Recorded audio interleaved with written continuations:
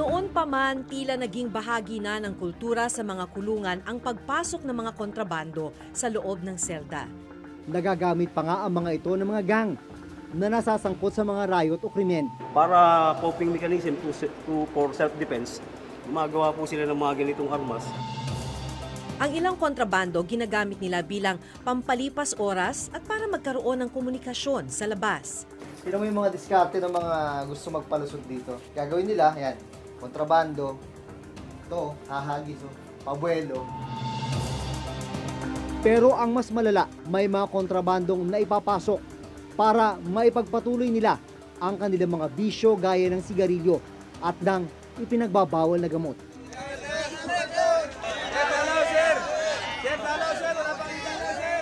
Paano kayo magkadalaw na may nakuha mang kontrabando dito pag kuhan? Hindi may ibang pangkat kami, sir, eh. Wala ko pakialam ng pangkat, kailangan linisin yung sarili nyo.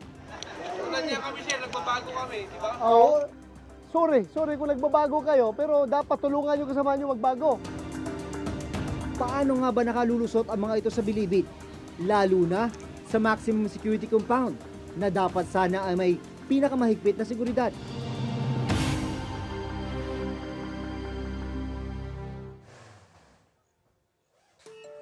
Nito lamang nakaraang linggo, nagsagawa ng offline galugad ang mga opisyal ng bilibid.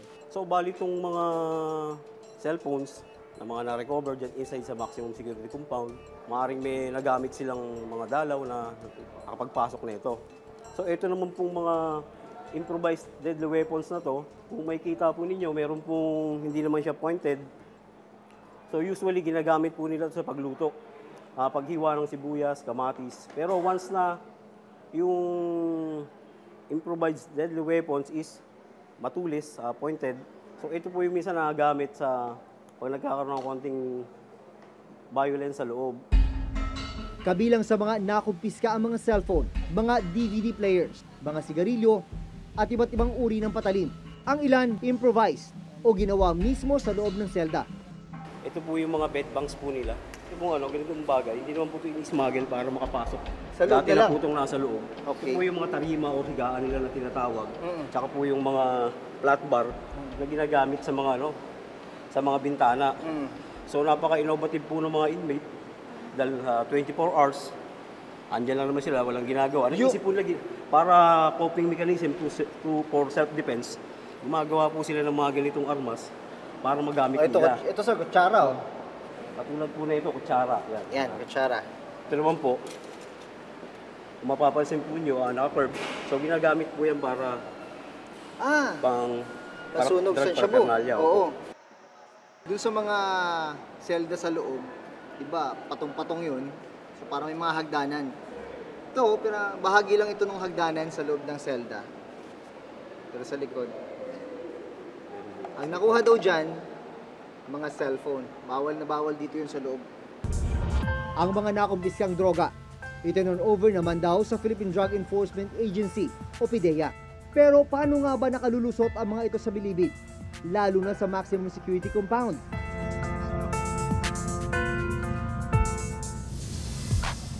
Pinayagan ang reporter's notebook na makapasok sa maximum security compound ng bilibid kasama si Bucor Chief Ronald Bato de la Rosa. Ito yung maximum security compound ng New Bilibid Prison. Pero bago ka makapasok, 1, 2, 3. Tatlong gate mo na yung dadaanan at syempre, sasailalim ka sa mahigpit na security inspection.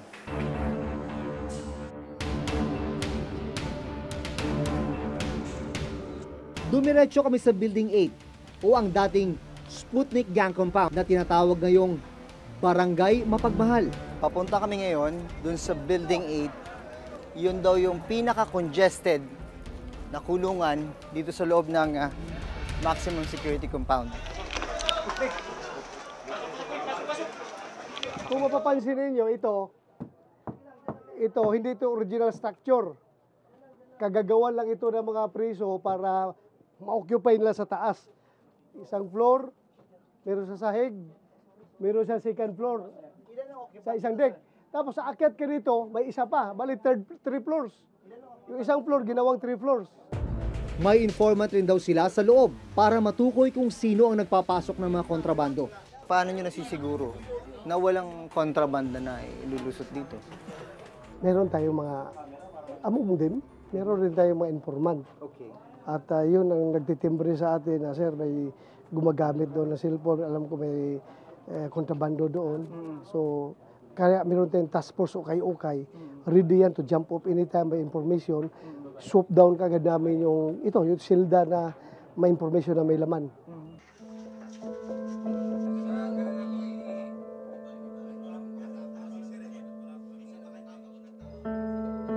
Gaano kalala yung problema ng congestion dito sa Maximum? Makita man ninyo kung gaano kalala. No? Yung ideal kung dito ay 4,500 lang. And right now, ang occupancy niya dito is 19,000. 19,000 from 4,000. So may exist tayo na 15,000 plus. Kaya nagkakaroon ng coping mechanism itong mga priso para lang mabuhay sila dito.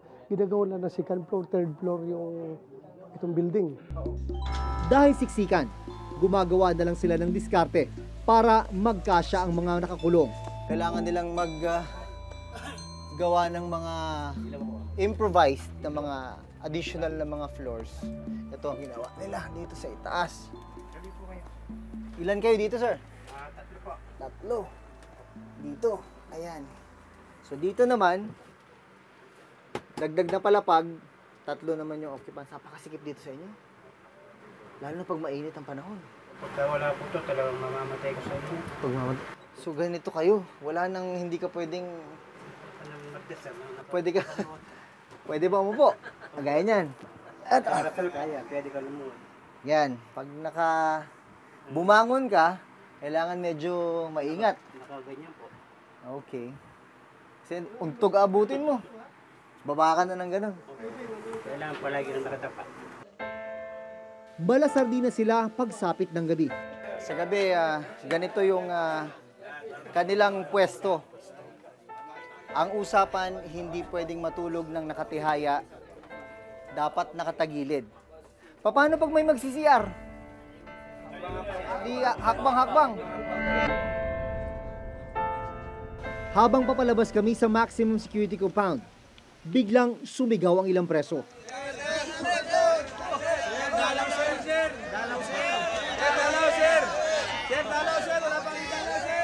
Paano kayo magkadalaw na may nakuha mang kontrabando dito pag kuan? Siguruhin ninyo, kapag magalugad, wala makuhang kontrabando para tuloy yung dalaw ninyo. Pero pag may makuha, kontrabando, cellphone, shabu, kutsilyo, wala. Walang kasalanan, sir. Paano mo walang kasalanan? Ito nga, wala kang kasalanan, pero bakit pinabayaan mo yung kasamahan mo na gumawa ng kasalanan? Damay-damay kayo lahat. Ha? Damay-damay kayo lahat. Dapat, pag gumawa ng kasalanan ng kasamahan nyo, kayo na dapat magdisiplina. Damay-damay kaya nga, damay-damay na rin na pagbantay. Bantayan yung kasamahan nyo, huwag gumawa ng kalokohan. Ay, imposible hindi nyo alam yan. Makatulog na kayo, nakadikit-dikit gano'n, no? Hindi nyo alam anong ginagawa ng kasamahan nyo. Hindi may ibang pangkat kami, sir eh. Wala akong pakialam ng pangkat, kailangan linisin nyo sarili nyo. Tulad niya kami, sir. Nagbabago kami, di ba? Sorry kung nagbabago kayo, pero dapat tulungan nyo kasama nyo magbago. Ang mga preso rito, hindi raw muna pala pinapayagang tumanggap ng dalaw. Bakit walang dalaw yung iba? Damay. Damay sa kasalanan ng iba? Kasi itong building na ito, nakuna ng kontrabando. Okay. Lahat ng occupant, walang dalaw. Bakit tila hindi maubos-ubos ang mga kontrabando sa kabila ng kaliwat ka ng pagsasagawa ng mga Oplan Galugad sa Bilibid? Nito lamang July 2018, ikinasa ng Bureau of Corrections kasama ang puwersa ng PNP Special Action Force ang Oplan Galugad sa Building 14 kung nasaan ang mga high-profile inmates at high-risk inmates na kumpiska ang samut-saring kontrabando gaya ng mga speaker, patalim, arnis, martilyo, lagari, mga ice pick at screwdrivers kasama na ang pera na nagkakahalaga ng 21,000 pesos, maging ang 40 gramo ng shabu. Pero sa ilalim ng pamumuno ni Bucor Director General Bato de la Rosa, sisiguruhin daw niya na maparurusahan ang sinumang inmate na magtatangkang magpasok ng kontrabando. Hindi mo pwede sa loob, ha? At maging ang mga kakonsyaba nilang mga opisyal ng bilibid. Kasi kung may makuha pang kontrabando, hindi ko lang alam kung saan kayo dalhin. Sa maximum, ibartolina kayo, walang epekto. Doon ko lang kayo siguro dalhin sa Building Zero, no? Building Zero. Nasaan yung Building Zero? Nandoon sa sementeryo. Nandoon ang Building Zero. Doon ko na lang kayo dadalhin kung may mahuli pa ako dito kontrabando. Katawa-tawa kayo pero I'm serious.